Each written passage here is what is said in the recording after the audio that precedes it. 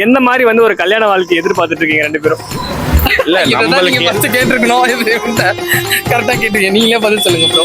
இல்ல என்னன்னா பொண்ணு எதிர்பார்க்கிறோம். சொல்றான் வயசு அந்த மாதிரி பொண்ணு கிடைச்சா 22 வயசுல அழகா அடக்கொடக்கமா அமைதியா எதிர்பார்த்தோம். 25 வயசுல அழகா எதிர்பார்த்தோம். 27 வயசுல கொஞ்சம் நல்லா இருந்தா போதும்னு எதிர்பார்த்தோம். இப்ப 29 வயசு பொண்ணு எதிர்பார்த்தோம். இவ்வளவுதான். பொண்ணுன்னு கச்சாலே போதும். பேப்பர்ல ஒரு பொண்ணு எழுதி கொடுத்தாலே காப்பாத்துவோம். அந்த அளவுக்கு அந்த ஸ்டேஜ்ல நிக்கிறான் என் மச்சான். இப்ப இருக்கிற பசங்க எல்லாம் வந்து ஏன் நான் பொண்ணே கிடைக்கிறது இல்ல? எக்ஸ்பெக்டேஷன் பொண்ணுங்க கிட்ட ஜாஸ்தியா இருக்கு. இப்போ நம்ம 25, 27 any what ever maybe the age, நம்ம எங்க படிச்சோமோ அவங்களும் நம்ம கிளாஸ்ல நம்ம பக்கத்துல தான் வந்து படிச்சிருப்பாங்க. நம்ம எங்க பிளேஸ்மெண்ட் ஆனமோ நம்ம அங்கதான் இருப்பாங்க. நம்மளுக்கு என்ன ஹைராக்கி ஹைக் இருக்கோ அதே தான் அவங்களுக்கும், என்ன ஆப்பர்ச்சுனிட்டி அதே தான் அவங்களுக்கும், நம்மளுக்கும் அதே தான். பட் 25 வயசுல அவங்க அப்பா அவரே மாதிரி 2 லட்சம் சம்பாதிக்க சொன்னா அவங்க பொண்ணு 20,000 தான் வாங்கும். இது ப்ராக்டிக்கல்.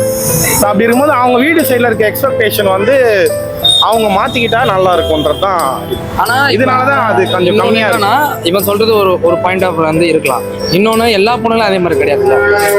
அதுக்குன்னு உட்காந்து தேடி கண்டுபிடிச்சி நம்ம வரப்போறது அது எனக்கு இல்ல ப்ரோ. எனக்குலாம் கம்மியா வயசு. நான் அவர் பொண்ணும் இல்ல, எனக்கு 29 அவர் 28, வேற ஒண்ணும் கிடையாது. அவ்வளவுதான். கிடைக்காமனா இல்ல, ஆண்டவன் தலையில என்ன எழுதியிருக்கோ அதுதான் வரும்.